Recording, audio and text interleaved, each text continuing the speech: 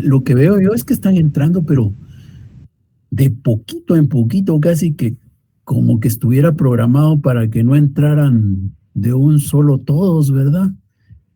Sí, es que es que antes uno ingresaba directamente y esperando al organizador, pero sí. hoy no nos dejó entrar, sino que sí, usted no tiene algo raro pasó. Lo voy a revisar más despacio después de la clase, pero sí, poco a poquito van entrando, porque ahorita ya vamos por 119 y yo creería que es el número que normalmente está. Imagino que ya entraron todos y si falta algunos serán pocos. Buenas tardes, licenciado. Buenas tardes. Bien, entonces vamos a comenzar, ya vamos por 125, vamos a comenzar con la clase propiamente, que es la cuarta etapa del desarrollo. Entonces,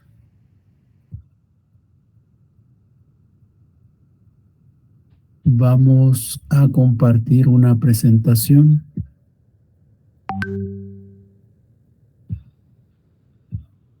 Para hablar de la sociedad capitalista.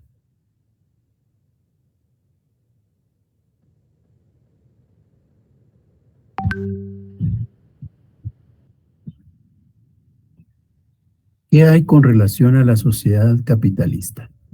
Para hablar de la sociedad capitalista, prácticamente tenemos que referirnos a cómo es que se da la desintegración de aquella en la que hemos estado ubicados, ¿verdad? Hemos estado en la sociedad feudalista. Pues recordemos cómo era la sociedad feudalista, porque esta es la que se va a desintegrar para dar lugar al nacimiento de una nueva forma de organización social. Y en ese contexto, entonces, tenemos aquí a la sociedad feudalista. Ya esta es la sociedad feudalista de la que hemos hablado. ¿Se recuerdan? Están los señores dueños de la tierra que tienen su castillito, que han repartido la tierra en pequeñas parcelas, las cuales han sido dadas en usufructo a las familias campesinas. Tenemos que aquí están las necesidades de todos, ¿verdad? Las de arriba son los dueños de la tierra. El cuadrito de abajo representa las necesidades de las familias campesinas. Son las necesidades de toda la sociedad que tiene dos clases sociales fundamentales, los señores feudales o terratenientes y los campesinos o siervos de la gleba. Bueno, pues resulta que para cubrir estas necesidades se produce todo esto, ¿verdad? Y todo esto que se produce es hecho por los campesinos. Toda esta parte verde es hecha por los campesinos. Pero resulta que los campesinos solamente se van a quedar con el cuadrito de abajo y el cuadrito de arriba, pues se lo van a tener que entregar al dueño de la tierra. ¿Por qué se lo pueden entregar? ¿O por qué se lo tienen que entregar? ¿O por qué aquel se apropia de él? Por ser el dueño de la tierra. Entonces, esta parte que producen los campesinos es un excedente económico para ellos, porque lo producen más allá de lo que ellos necesitan. Ellos necesitan solo este pequeño cuadro de abajo y son capaces de producir todo este rectángulo verde. Entonces, esta parte que hemos marcado acá de una manera distinta es el excedente económico producido por los campesinos, del cual se apropia el dueño de la tierra. Ya señalamos que ese excedente económico en esta sociedad recibe el nombre de renta de la tierra y que tomó tres formas, ¿verdad? En dinero, en especie, en recursos, en servicios personales. Bueno, pues resulta que se recuerdan ustedes también que hemos hablado de estos señores que tenemos aquí dibujaditos abajo, que son los campesinos. Y estos campesinos son los que se van a fugar, algunos, no todos, ¿verdad? Algunos se van a lograr fugar y cuando se fugan van a buscar un espacio de tierra en el cual se puedan establecer, pero obviamente son pequeñas porciones de tierra no aptas para la agricultura y por tanto, si bien ellos son campesinos y lo que saben es trabajar la tierra, cuando llegan a estos lugarcitos en donde se establecen, no se pueden dedicar a eso en lo que tienen experiencia. No pueden seguir siendo campesinos porque esas tierras son pequeñitas, porque esas tierras son pobres en nutrientes, porque esas tierras no son de vocación agrícola. Y entonces estos campesinos que establecen esas pequeñas ciudades a las que se les conoce como como Burgos, van a buscar alguna actividad económica para poder conseguir el sustento, y la actividad que descubren que podrían hacer es la producción de artesanías y el comercio de estas. Entonces, ¿qué vamos a tener en los Burgos? Vamos a tener a artesanos y a comerciantes. Ahora, ¿a quién les van a vender estas artesanías? O primero, ¿por qué tienen que vender sus artesanías? Ellos tienen que vender sus artesanías porque las artesanías no se pueden comer, no le calman el hambre. Entonces ellos producen trajes, coronas, espadas, escudos, pero eso no se puede comer, ¿verdad? Lo que se puede comer es la producción agrícola. Entonces, por eso es que ellos tienen que intercambiar esas artesanías para conseguir la producción agrícola. Y por eso es que entonces le van a vender sus artesanías, las van a intercambiar con alguien, pero no con los campesinos porque ellos no tienen nada. Como se recuerdan, estas son sus necesidades y este es el producto que les queda a ellos. Entonces, no les sobra nada. Lo que producen es lo que usan para cubrir sus necesidades. No les sobra. A los que les va a sobrar es a los señores terratenientes, a los dueños de la tierra, a los señores feudales, y por eso es a ellos a quienes les van a vender sus artesanías. Ahora decíamos que estos señores van a pagar ¿con qué? Con producto agrícola. Entonces, inicialmente así fue el intercambio. Yo te doy mis artesanías y tú me das el producto agrícola que me permite ponerle fin al hambre, ponerle fin a mis necesidades vitales. Entonces, así se dio el intercambio. Pero llega un momento en el que estos señores artesanos, estos comerciantes, estos pequeños burgueses, estos que viven en los burgos, por eso se llaman pequeños burgueses, van a decir que ya no necesitan del producto agrícola porque ya recibieron suficiente y que entonces la manera más segura para poder hacer el intercambio es el uso del dinero, porque saben que teniendo dinero pueden conseguir cualquier otra cosa. No solamente alimentos, sino incluso materias primas, por ejemplo. Entonces ya se empieza a hacer necesario tener dinero. Y es ahí donde el señor feudal va a tener que buscar dinero. Obviamente, él no tiene dinero, por eso lo tiene que buscar. Él lo que tiene son tierras, familias campesinas trabajando para él, pero dinero no tiene. Entonces va a tener que vender ese producto agrícola, pero no él directamente, ¿verdad? Sino les va a decir a los campesinos que vendan la producción y después regresen, y cuando regresan, pues entonces les va a decir, esto que recibieron de dinero ustedes es el mío, es el excedente económico, ya no en especie, sino ahora en dinero. Y con ese dinero voy a poder hacer mi intercambio con los señores de la ciudad, con esos pequeños burgueses. Bueno, eso es lo que hemos visto. Ahora, ¿qué va a ocurrir en ese contexto? Aquí tenemos a estos pequeños burgueses, y estos pequeños burgueses tienen sueños, ¿ya? Ellos tienen aspiraciones. ¿Y cuáles son los sueños de esta pequeña burguesía? Esta pequeña burguesía sueña con tener riqueza, sueña con acumular cada vez más riqueza, más capital, diríamos. Entonces, ahí están los sueños de él, en acumular cada vez más dinero. Y entonces, como él quiere acumular dinero, viene la pregunta, ¿qué tengo que hacer yo para poder obtener cada vez más dinero? Y ahí entonces es cuando empezamos a considerar que él tiene que pensar, ¿verdad? Él tiene que pensar. Si él quiere tener más dinero, ¿qué es lo que tiene que hacer? ¿Qué es lo que él tiene que hacer? Si él quiere más riqueza, ¿cómo lo puede lograr? Bueno, pues todo esto que nos muestra, que él va a empezar a razonar, que él va a pensar, que él va a buscar. Si él por sí mismo no puede crear la idea sobre cómo acumular riqueza, sobre cómo conseguir más, pues va a buscar gente que le pueda apoyar, gente que tenga la capacidad de pensar. ¿Eso qué quiere decir? Que nos damos cuenta cómo se va dando un cambio.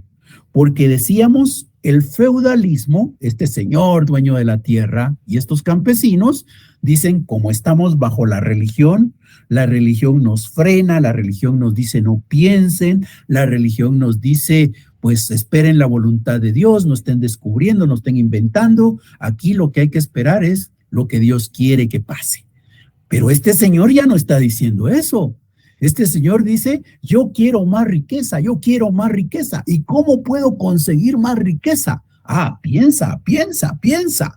Distinto a lo que decían en el feudalismo. No pienses, no pienses, no pienses. Pensar es pecado. Pensar te puede generar ideas que te van a conducir a hacer cosas que van en contra de Dios. Vas a pecar, vas a volverte hereje. No pienses, decía el feudalismo. Pero este pequeño burgués no está diciendo eso. Este señor pequeño burgués está diciendo, pensemos, ¿cómo conseguir más riqueza? ¿Eso qué nos muestra? Nos muestra que aquella oscuridad que había, poco a poco se va a tener que ir perdiendo. Poco a poco va a tener que ir dándose la luz. Empiezan a darse oportunidades para avanzar en el estudio de la realidad. ¿Por qué? Porque aquel tiene necesidad de acumular más riqueza. Esa ambición, digamos, de querer tener más, lo hace tener que pensar, lo hace provocar generación de ideas, de conocimientos, de estudio de la realidad. Eso quiere decir que esta sociedad capitalista que está naciendo ahí, a la par de los señores feudales, a la par de la sociedad feudalista, esta pequeña burguesía está buscando que no haya oscuridad, sino que haya claridad. Y entonces es la época del iluminismo, se dice. ¿Por qué? Porque se deja el obscurantismo y se entra al iluminismo. Se deja aquella parte negra y se entra a una en donde va a tenerse luz, en donde la luz es el conocimiento. La falta de conocimiento es lo negro, es lo oscuro. Aquí no, aquí es luz lo que se necesita, conocimiento es lo que se necesita. Y entonces se va a empezar a provocar la generación de conocimiento. Y veamos estas circunstancias. Estos señores dicen, yo quiero acumular más riqueza. Bueno, pues poco a poco dentro de las ideas que van a surgir están, si tú quieres tener más dinero, pues lo que tienes que hacer es producir más. Y si quieres producir más, pues fíjate bien en cómo estás haciendo las cosas.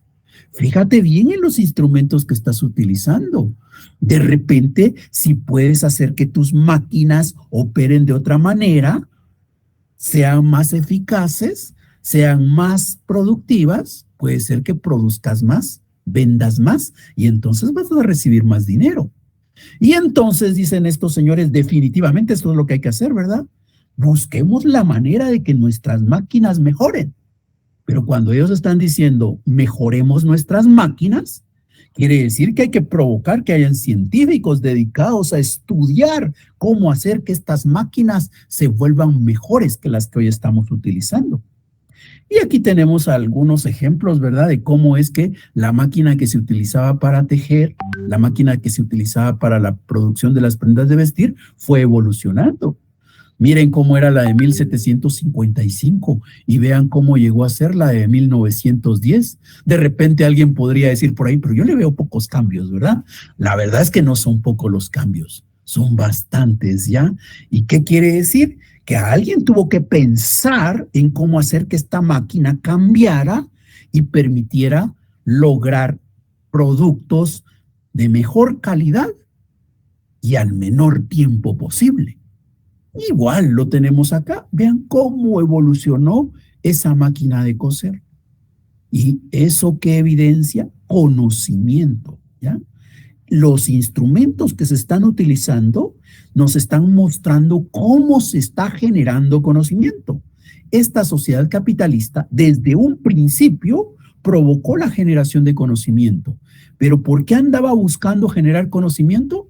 No es porque dijeron, ay no, eso de estar viviendo en la oscuridad, qué feo, no hombre, tan aburrido, hagamos algo distinto. No, aquí había algo que los estaba orientando y era generar más riqueza, conseguir más dinero.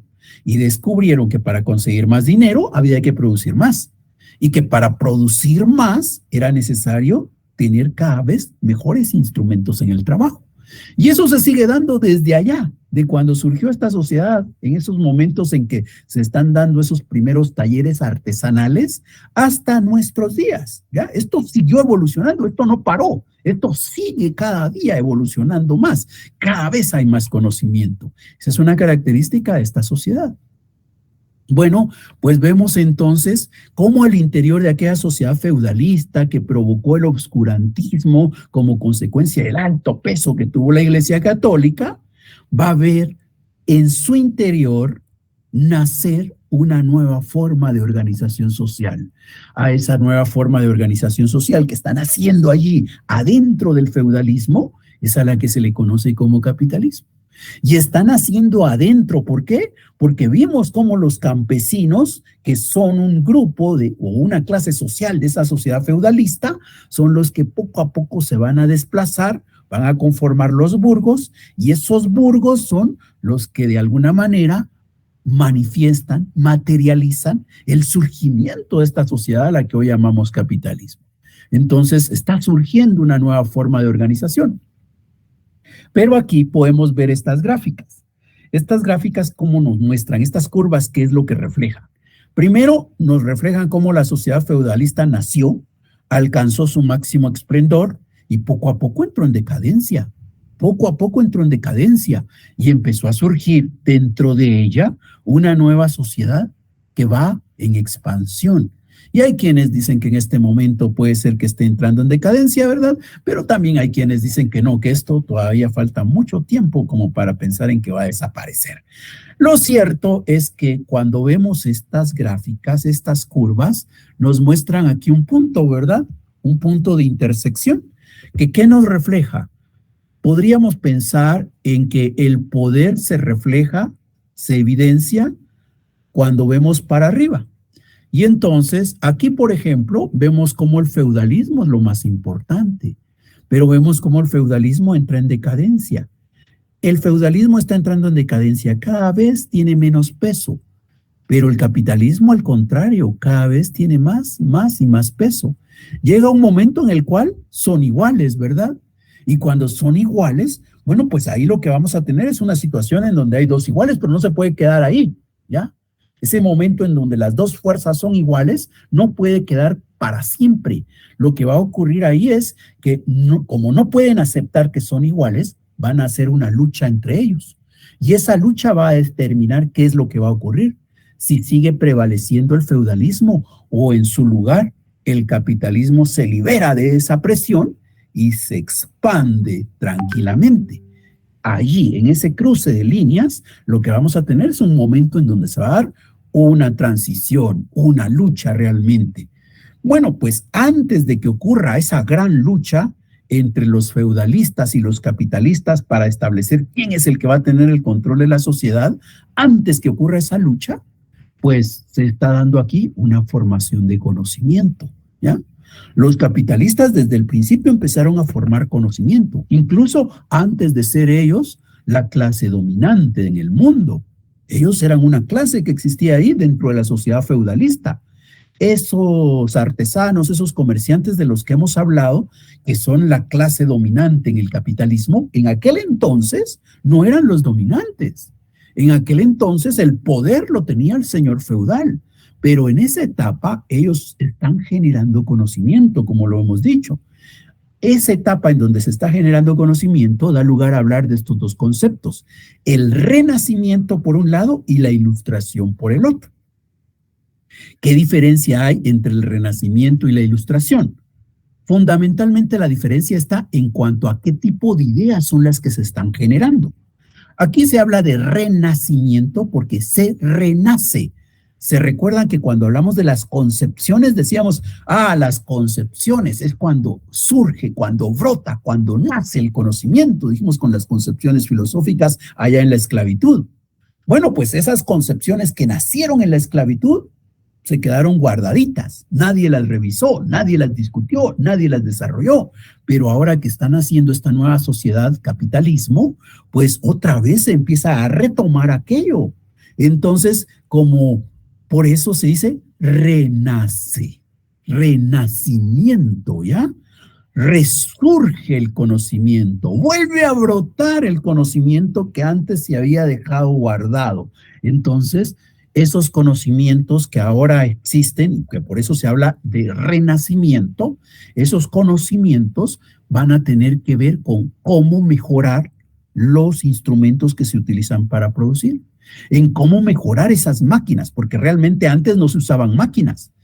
Cuando se trabajó la tierra en la esclavitud, en el feudalismo o en la comunidad primitiva, las herramientas eran sencillas. Nosotros sabemos que hoy los agricultores que usan para trabajar, pues usan palas, usan piochas, usan machetes, usan herramientas sencillas, no usan máquinas, ¿verdad?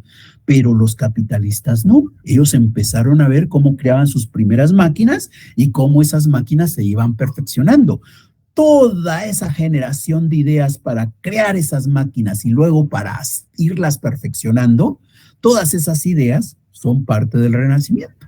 El Renacimiento va orientado a lograr que haya más producción por parte de los talleres, de esos artesanos, de esos pequeños burgueses. El Renacimiento tiene que ver con lo que está pasando en la producción. Son nuevas ideas para producir más. Ahora la Ilustración. Como hemos dicho, definitivamente los señores feudales no veían con buenos ojos a lo que estaba pasando en los burgos. Los señores feudales, si bien es cierto, compraban sus capas, sus trajes, sus coronas, sus espadas, sus escudos, compraban todas las artesanías, no por eso ellos estaban contentos. Ellos querían seguir recibiendo esas mercancías, pero también querían seguir manteniendo el poder sobre toda la sociedad.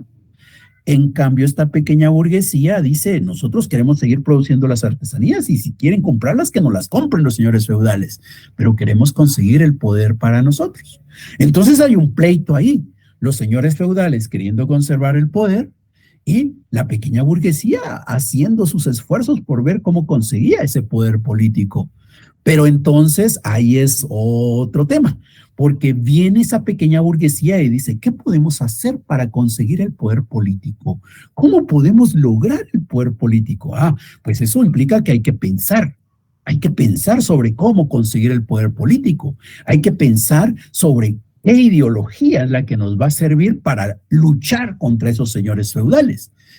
¿Qué implica eso? Generación de conocimientos también, principalmente orientados al ámbito de la política, para ver cómo es posible que ellos logren negociar o logren desplazar en su momento a los señores feudales con ideas sobre cómo debe organizarse la sociedad. Bueno, pues todas esas ideas se van a conocer como la Ilustración. El movimiento de la Ilustración es otra vez generación de ideas, pero no son ideas que van a ayudar a producir más. No son ideas que van a ayudar a mejorar los procesos de producción o a perfeccionar los instrumentos de trabajo. Son ideas orientadas a fundamentar a la pequeña burguesía en su lucha por alcanzar el poder, en su lucha que tiene en contra de los señores feudales para poder llegar a tener ese poder. Así es como se va a dar entonces el surgimiento nuevamente o el resurgimiento, ¿verdad?, del conocimiento. Bien, y en ese contexto, hablando de ese renacimiento, pues entonces, por ejemplo, vamos a encontrar inicialmente a personas como estas. Estas personas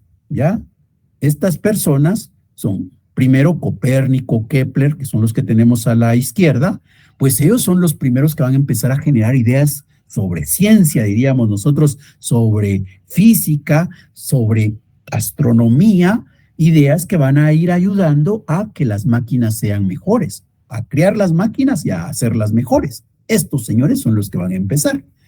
Pero es interesante porque estos señores obviamente tenían formación religiosa, ¿verdad? ¿Se recuerdan? La religión católica era la que tenía el peso. Entonces estos señores tenían una formación religiosa. Pero en ese nuevo contexto, ¿verdad?, ellos también eran revolucionarios porque andaban buscando crear ideas para poder apoyar a esos pequeños burgueses que querían lograr más riqueza. Entonces, ¿qué les pasó a todos estos primeros pensadores, a estos pioneros en la generación de conocimientos para poder lograr crear máquinas o perfeccionar máquinas? Pues les pasó lo que ya habíamos dicho antes que podía ocurrirle a cualquiera que anduviera buscando generar conocimientos, ¿verdad? Fueron condenados a la hoguera. Muchos de estos murieron porque se les consideró herejes. Pero aquí tenemos en esta otra parte a un señor que es importante. Él es Isaac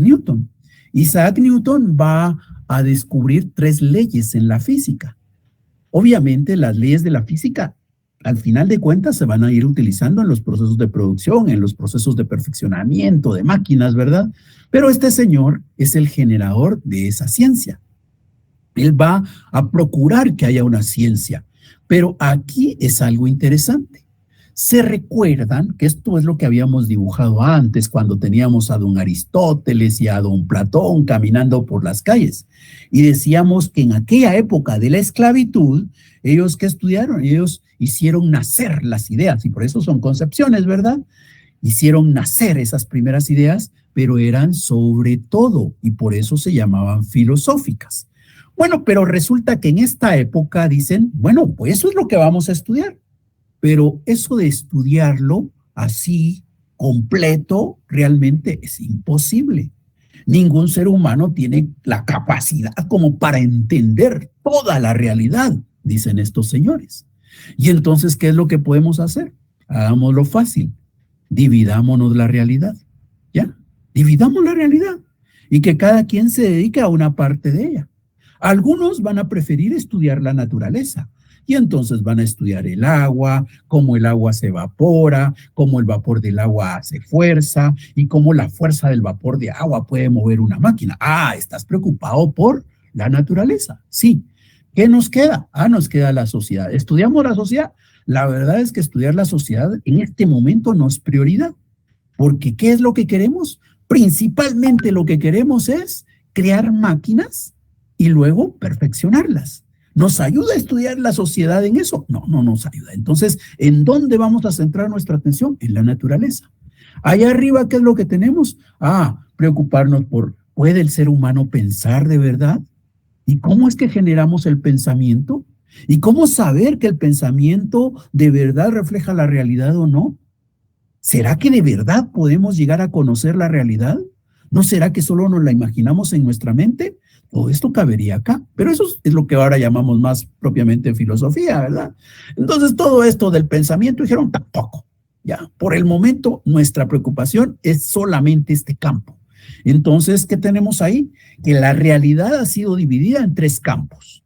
El pensamiento, acá arriba, la sociedad, acá a la derecha, y la naturaleza aquí a la izquierda. Y ellos dijeron, pues nuestros ojos se van a fijar en la naturaleza, porque el estudio de la naturaleza es el que va a permitir los conocimientos para lograr crear máquinas y luego perfeccionarlas. El estudio de la naturaleza es el que nos va a ayudar a conocer mejor las materias que se están utilizando en los procesos de producción. El estudio de la naturaleza es la clave. Entonces, ahí vamos a centrar nuestra atención. Pero también dijeron, obviamente, ¿puede uno de nosotros estudiar toda la naturaleza? ¿Puede uno de nosotros estudiar lo que pasa con los árboles, con el agua, con los animalitos? ¿Puede uno de nosotros estudiar toda la naturaleza? La verdad es que no, dijeron. Cada quien puede estudiar una parte. Entonces, ¿qué hacemos con la naturaleza? La vamos a dividir. Algunos van a estudiar, por ejemplo, los fenómenos físicos, otros van a estudiar los fenómenos químicos, otros van a estudiar los aspectos de la biología, otros van a estudiar, por ejemplo, solo en el cuerpo humano, ¿verdad? Vamos a dedicarnos a estudiar la anatomía, la fisiología, tanto que se puede estudiar en el ser humano propiamente. Igual ocurre. Podemos estudiar el agua, pero ahí al estudiar el agua hay tanto que estudiar. Al estudiar los animales hay tanto que estudiar. Está la biología, está la zoología, hay tantas cosas, ¿verdad?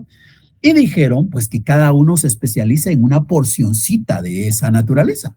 Cada uno de nosotros va a estudiar la naturaleza, pero no como totalidad, sino va a estudiar una parte de la naturaleza. Y a este don Isaac Newton, por ejemplo, le llamó la atención la física. Él no estudió la biología, él no se preocupó por la química, él centró su atención en los fenómenos físicos. Entonces, ¿qué nos muestra eso? Nos muestra una etapa nueva en la generación de conocimiento, ¿verdad? La primera que vimos es la de las concepciones filosóficas, pero ahora estamos en otro mundo, en otro contexto, en donde nuestra preocupación no es el todo, sino es solo lo que ocurre con la naturaleza. Entonces, aquí surgieron las ciencias concretas o particulares. ¿Se dan cuenta? Ahora ya estamos hablando de ciencias, no como en la época de la esclavitud, en donde hablamos de concepciones. Porque obviamente una ciencia no es de que, ay, pienso y ya hay una ciencia. No, este mundo no se mueve tan rápido. Yo pienso y pienso y pienso y después de mí van a seguir pensando y no por eso ya inmediatamente tenemos la ciencia. No, pasa mucho tiempo. Por eso, si se recuerdan ustedes cuando se habla de la definición de ciencia, nos dice que la ciencia es un sistema de conocimientos. Y cuando se dice que la ciencia es un sistema de conocimientos, nos está diciendo que la ciencia es un conjunto de conocimientos. Que yo logre un conocimiento no quiere decir, lograste un conocimiento, ya hay una ciencia. No, hay muchos conocimientos que crear y hasta que se tengan varios y se logren sistematizar es que va a aparecer una ciencia. Entonces, por eso allá en la época de la esclavitud lo que estaban surgiendo eran ideas bien generales, bien amplias. A eso solo le llamamos concepciones filosóficas. Aquí es donde sí ya van a surgir muchos más conocimientos y específicos, dedicados a un punto en particular, no como la filosofía, ¿verdad? No como las concepciones filosóficas que eran generales, abstractas. Aquí no, aquí ya es concreto. Y para que nos quede bien claro eso de abstracto y concreto, utilizando lo que sabemos de derecho, ¿se recuerdan ustedes que se nos dice que hay normas concretas y normas abstractas?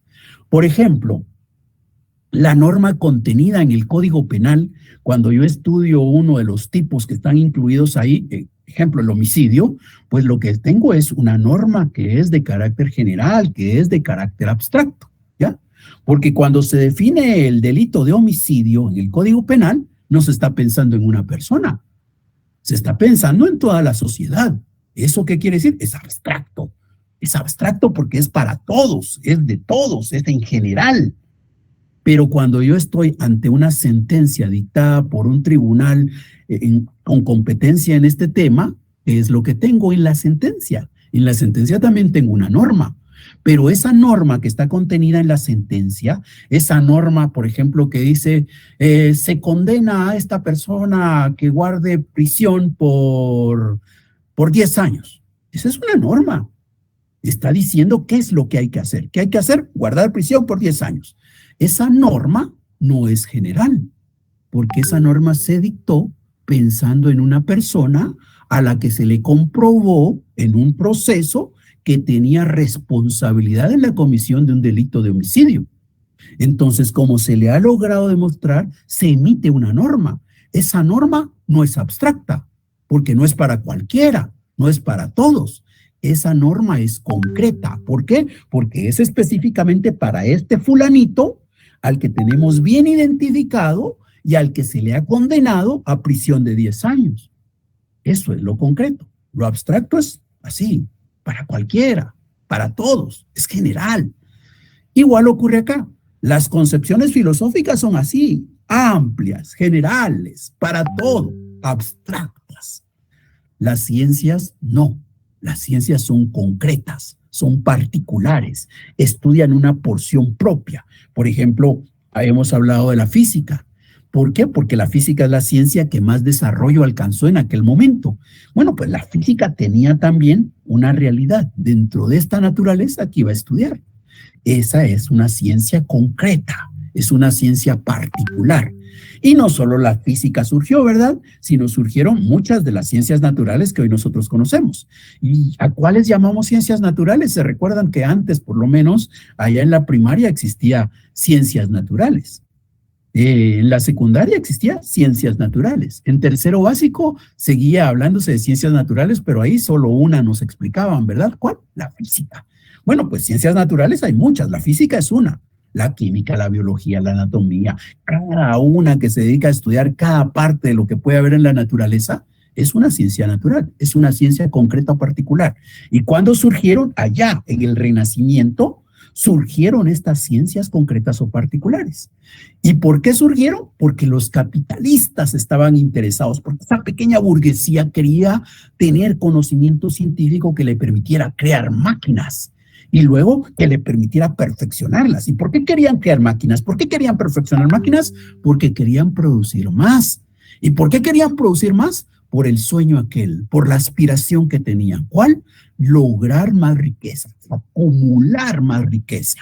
Así es como en la sociedad capitalista, entonces, cuando esta está surgiendo, allá en esa sociedad capitalista que está brotando al interior de la sociedad feudalista, van a surgir las ciencias concretas o particulares. Es el segundo momento. ¿Alguna duda, alguna inquietud, algún comentario?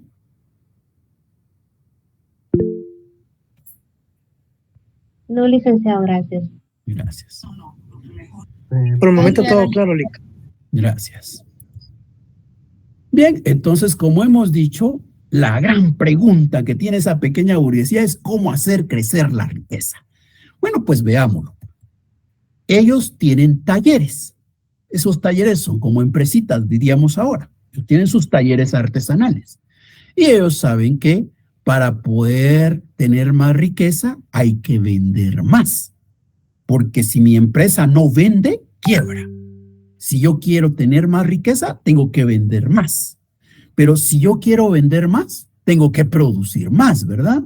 No puedo vender más si no logro producir más. Entonces, primero hay que producir. Antes de pensar en que vas a aumentar tus volúmenes de ventas y que así vas a tener más riqueza, antes de pensar en aumentar las ventas, tienes que pensar en aumentar la producción.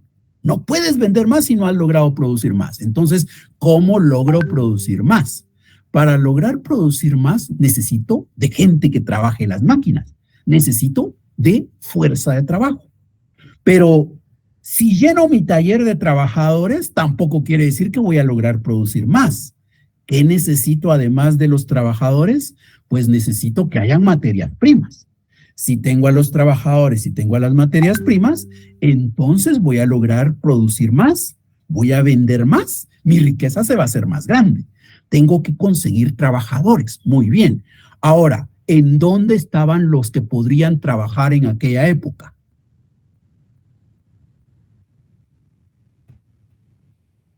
¿Dónde creen ustedes? En el campo, ¿verdad? Se recuerdan, estaban en el campo, en aquellas parcelitas que tenían en usufructo. Ahora, ¿podían esos campesinos dejar su parcelita y venirse a trabajar a estos burgos, a estas pequeñas ciudades? ¿Podían esos campesinos venir a trabajar a los talleres artesanales de la pequeña burguesía? No, porque pertenecían a los dueños de las tierras. Sí, no podían salirse. Se recuerdan que el dueño de la tierra tenía un ejército y podía reducirlos al orden. No podían abandonar la parcela. Entonces, ahí tenía una preocupación la pequeña burguesía, porque ya necesitaba de más gente que trabajara para ellos, pero esa gente estaba allá en el campo y no la dejaban venir. Ese era un problema. El sueño de la pequeña burguesía era que los campesinos queden libres y se vengan a la ciudad y entonces entran a trabajar a mi taller. Ese era el sueño que estaba teniendo esa pequeña burguesía. Ahora las materias primas. La empresa más importante que había en aquella época, la actividad económica que sobresalía era la producción de textiles. Por eso es que las primeras máquinas que se crearon en el mundo tenían que ver con la producción de textiles. ¿Ya? Con los telares, diríamos nosotros. Bueno, entonces, ¿qué se necesita para hacer telas? Para hacer telas lo que se necesita es lana. ¿Y la lana de qué animalito viene? De la oveja, ¿verdad? Ahora, las ovejas, ¿en dónde pueden pastarse? ¿En dónde puede pastorearse ovejas? En el campo, ¿verdad? Ahora, ¿tienen ellos tierra como para poder dedicarla a pastoreo de ovejas? No, porque se recuerdan, esta pequeña burguesía está viviendo en un pequeño pedacito de tierra, en donde prácticamente no hay posibilidades más que para estar con su taller. Entonces ellos no pueden tener allí en la ciudad, en ese pequeño burgo, a la orilla, a ovejas comiendo pasto y luego cortándoles ellos la lana. No pueden, ellos necesitan que haya más tierras dedicadas al pastoreo de ovejas. Pero, ¿quiénes son los dueños de la tierra? Los señores feudales. ¿Y los señores feudales quieren que sus tierras sean ocupadas por ovejas? No. Ellos lo que quieren es seguir teniendo a los campesinos atados ahí. Entonces, los pequeños burgueses están en un problema, porque ya saben crear máquinas, ya tienen quien les va a ayudar a perfeccionar sus máquinas, pero no tienen trabajadores ni tienen materia prima. Así las cosas no van a caminar, ¿verdad? Y entonces es cuando van a tener que venir y decir, si nosotros queremos campesinos que se vuelvan a trabajar a nuestros talleres artesanales, pues una lucha tenemos que hacer para liberar a esos campesinos. Si nosotros queremos que hayan campos dedicados al pastoreo de ovejas, pues tenemos que conseguir tierra. Entonces, ¿qué va a pasar ahí? Va a haber una lucha. Va a haber una lucha entre los señores feudales y los pequeños burgueses. Los señores feudales, ¿qué propósitos tienen?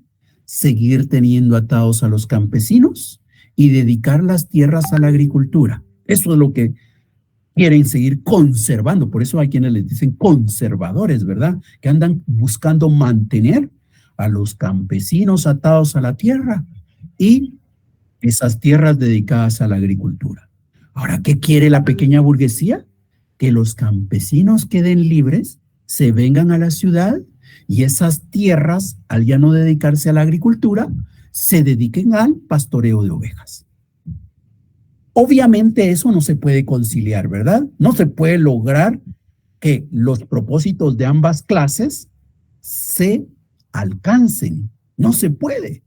Uno de los dos tiene que ser el sacrificado, porque no es posible que aquel siga teniendo los campesinos atados y las tierras dedicadas a la agricultura y que este otro señor, en cambio, consiga que los campesinos vengan a la ciudad y que las tierras queden libres para el pastoreo de ovejas. No se pueden lograr las dos cosas a la vez. Ahí hay contradicción en los propósitos, en los objetivos que tiene cada quien. Y como no se pueden conciliar, lo que va a quedar es que se dé una lucha revolucionaria, cada quien buscando conservar o producir el cambio. Los señores feudales, conservar. ¿Qué quieren conservar? A los campesinos y a las tierras en la agricultura. Eso es lo que quieren los señores feudales. Y en esa lucha que andan buscando los pequeños burgueses, que los campesinos queden libres y que las tierras puedan ser utilizadas para el pastoreo de ovejas. Esa lucha que hay ahí es lo que va a dar lugar a un movimiento revolucionario. Aquí vale la pena aclarar que cuando los burgueses están pensando que los campesinos queden libres, no vamos a decir, ay, qué buenos son los de la pequeña burguesía, andan buscando liberar a los campesinos que se quedaron allá y que no se pudieron escapar. Gran ideal el de la pequeña burguesía. No, estaríamos equivocados. Esta pequeña burguesía anda buscando liberar a los campesinos no porque anden buscando que haya libertad para todos los seres humanos. Ellos andan buscando que se liberen los campesinos para que los campesinos, al no tener nada que hacer en la tierra, se tengan que venir a este burgo y como no tienen nada que comer, se vean obligados a entrar a trabajar a los talleres. Están estos pequeños burgueses orientando sus actividades por sus intereses económicos, no porque estén pensando en los demás. Y así es como se va a dar un movimiento revolucionario. El movimiento revolucionario que nos esquematiza mejor ese momento histórico es la Revolución Francesa, que son las imágenes que tenemos acá. La Revolución Francesa es una lucha entre los pequeños burgueses franceses y los señores feudales franceses. Esa lucha que se da allí alrededor de 1789, 1799, esa lucha que se da ahí es la lucha entre esa pequeña burguesía francesa que quería que las tierras quedaran dedicadas al pastoreo de ovejas, que querían que los campesinos pudieran llegar a la ciudad, mientras que por el otro lado, los señores feudales franceses buscando que esas tierras se siguieran dedicando a la agricultura y que los campesinos siguieran atados a ellas. Esa es la lucha que se dio ahí. Nosotros por la historia ya sabemos que los que triunfan son los pequeños burgueses, ¿verdad? Por eso a esta Revolución Francesa se le conoce como una revolución pequeño burguesa. Pequeño burguesa porque ellos son los que van a triunfar. ¿Alguna duda?